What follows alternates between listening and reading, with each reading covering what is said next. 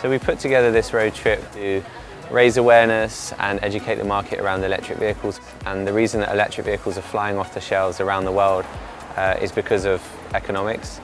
And so for many groups, having an electric vehicle is a better option in terms of financial.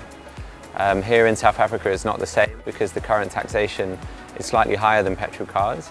So I think there needs to be an evaluation of how electric vehicles are taxed to either keep them level with petrol cars or to actually provide some kind of incentives. Something that didn't surprise us is that South Africans love their cars. People just love to see these cars and experience what they're like. I think something that definitely needs to be addressed is improving the infrastructure in order to attract enough of the right stakeholders to adopt these vehicles. Carbon emissions, as we know, South Africa's made some bold commitments. In order to reach those reductions in carbon, electric vehicles can obviously help.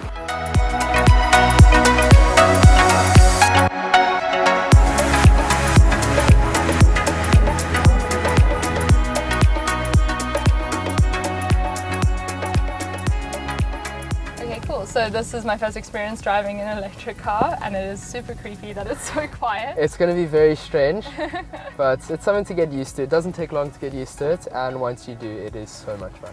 And it's really not that hard to drive. I mean, like you said, it's a glorified golf cart in some Basically, ways. a luxury golf cart essentially. Yeah. Can you tell me a bit about the car? Okay, so basically this is the i3 with the range extender. It's fully electric, produces 125 kilowatts and 250 Newton meters of torque.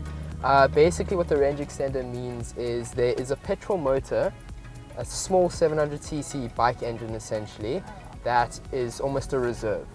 So if your car dies, petrol motor, and there we go, you can get home, which is something that's important in an electric car.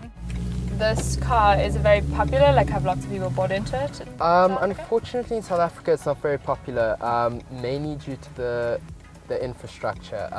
These cars need charging stations in a lot of places, and unfortunately that's not something that exists in South Africa. There's very few charging stations. So it's something that's up and coming, which is obviously why we're here today for the launch of a charging station. And yeah, it's something that will become more and more common. How long does charging take? So with a normal wall socket, it takes about 8 hours to charge. You can get the BMW wall charger, which obviously produces a bit more power to charge. That takes about 5 hours to charge. Okay. Yeah. So it's quite a cool looking car. I think it's cool. It looks futuristic, which is what people want. Yeah, this is true. Yeah.